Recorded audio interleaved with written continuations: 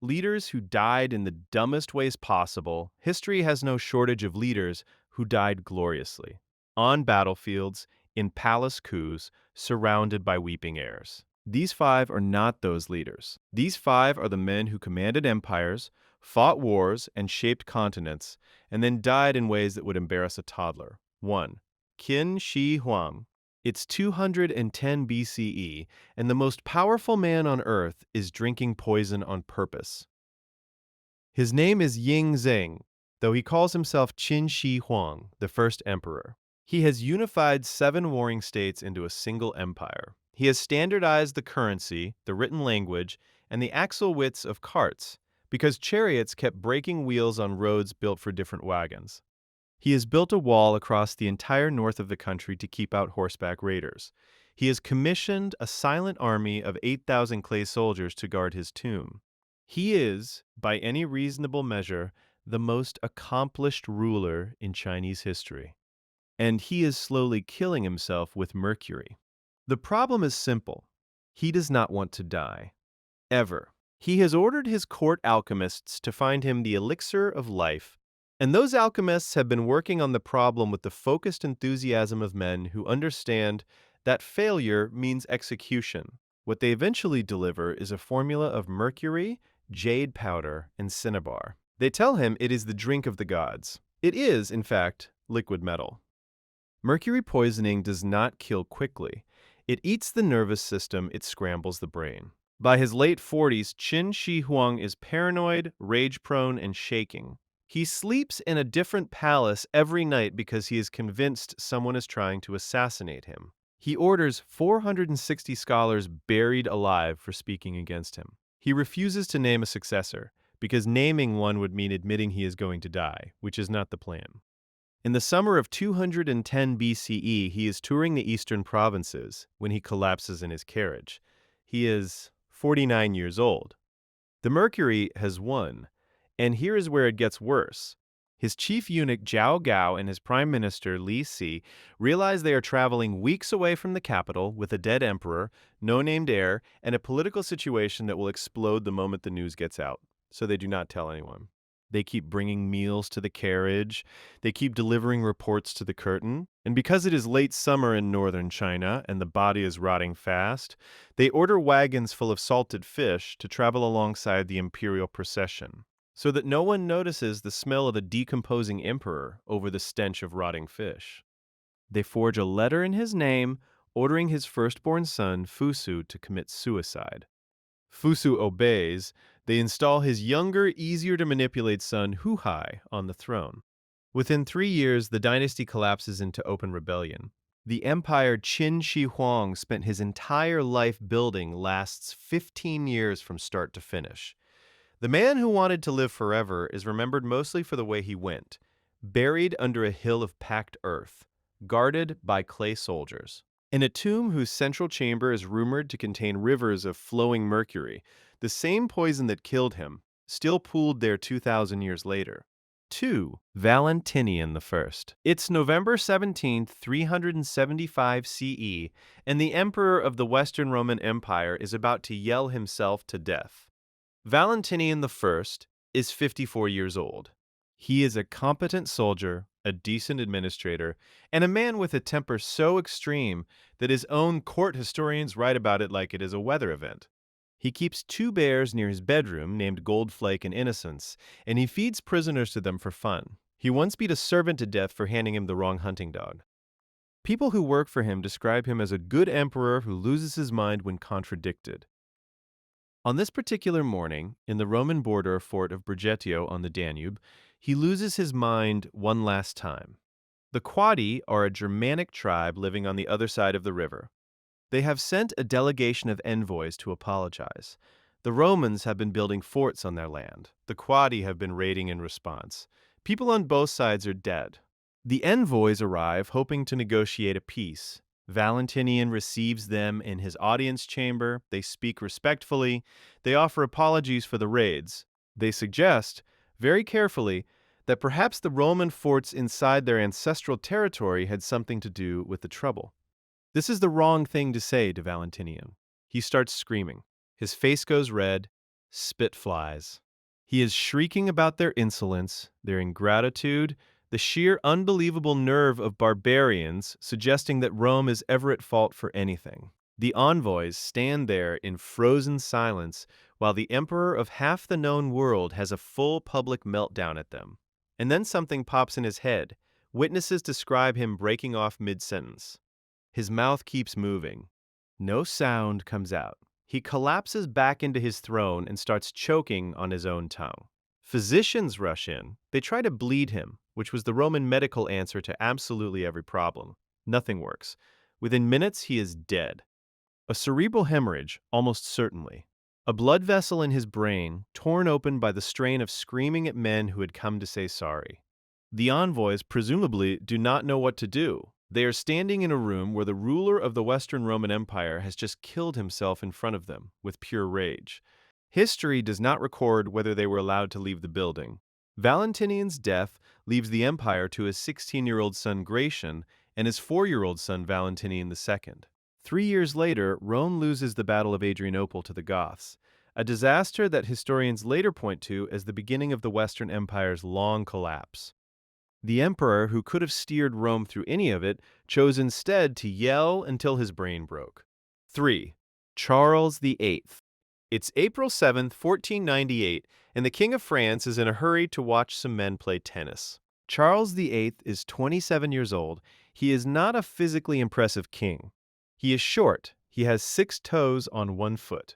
His head is described by contemporaries as disproportionately large from his body, which is not the kind of description you want from your own court. But he is king of the most powerful country in Europe. He has just invaded Italy and briefly taken Naples. He is married to Anne of Brittany, which is the diplomatic maneuver that puts Brittany inside France for the first time in history. And on this afternoon, at the Château d'Amboise in the Loire Valley, he wants to watch a game of jeu de paume. It is the ancestor of tennis, played in the castle's dry moat. He takes Anne by the hand. He leads her through a gallery toward the viewing balcony. The gallery has a low stone doorway. Charles, in his hurry, does not duck. He slams his forehead directly into the lintel. He laughs it off. Medieval kings bump their heads. He keeps walking. He watches the tennis match. He chats with his courtiers. He walks back through the same doorway, presumably more careful this time. And then, sometime that evening in that same gallery, he collapses. He cannot speak. He cannot move the right side of his body. The courtiers do not want to move him, so they lay him down on a straw mattress right there on the stone floor of the passageway. He lies there for 9 hours, conscious but silent, while his doctors try to figure out what is happening inside his head.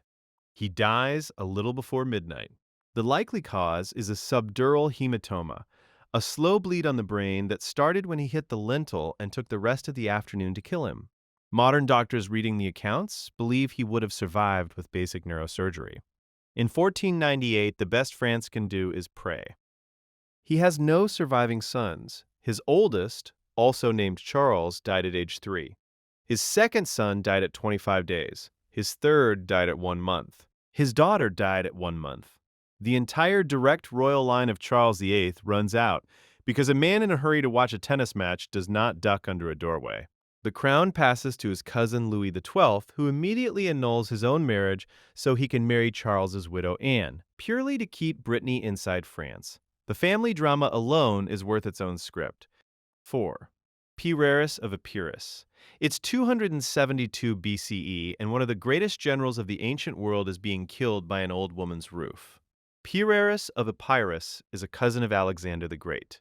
He has fought Romans, Macedonians, Carthaginians, and Spartans. His name is the origin of the phrase Pyrrhic victory, because after defeating the Romans at the Battle of Asculum in 279 BCE, and losing most of his own army in the process, he reportedly turns to an officer and says, "One more victory like this, and we are finished."